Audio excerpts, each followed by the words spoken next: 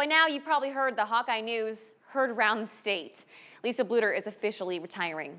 The University of Iowa made the announcement online yesterday afternoon. Blutter leaves as the winningest coach in Big Ten history, stepping away after 24 successful years in Iowa City. She's a three-time Big Ten Coach of the Year and ends with 528 career wins with the Hawkeyes. In her own statement, Blutter said, in part, it has been the honor of her career to be a part of the Iowa Hawkeye family. And to probably no one's surprise, she's being replaced by Jan Jensen. Jensen has been Iowa's associate head coach for the last 20 years. She began her coaching career in 1993 at her alma mater, Drake, as an assistant under Blutter and has been coaching alongside her ever since. Meanwhile, two-time WNBA MVP A'ja Wilson is getting her own signature shoe. The deal was announced this weekend, but has reportedly been in the works for over a year. The shoe, called the A1, will hit the market next year. And A'ja is now the 14th WNBA athlete to receive a signature shoe and the first black WNBA player to get a Nike shoe agreement since Cheryl Swoops back in 2002. And last week, WNBA Commissioner Kathy Engelbert announced the league would use charter flights for all of its teams. That officially means only one major U.S. professional league is still flying commercial. Can you guess? It's the National Women's Soccer League.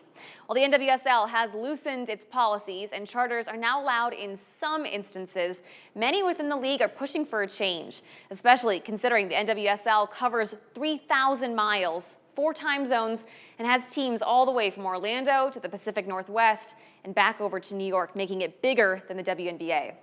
Also, bad news for my soccer fans. Longtime Team USA goalie and two-time Women's World Cup champion Alyssa Naeher was hurt while playing for the Chicago Red Stars this weekend. It is unclear how extensive her injury is, but it does create questions leading up to Paris 2024. Now, turning closer to home, this week's Score Standout nominees. Only one local lady made the list this week. Sloan Moeller from Davenport Central. She scored 4 goals in a win for the Lady D's. And of course, you can vote for her or any of this week's Score Standout nominees by following the link on the sports page at WQAD.com or by going to X at @cuff_sports to cast your vote. Polls are open until tomorrow at noon. And finally tonight, I leave you with a story about Flav of Flave and water polo.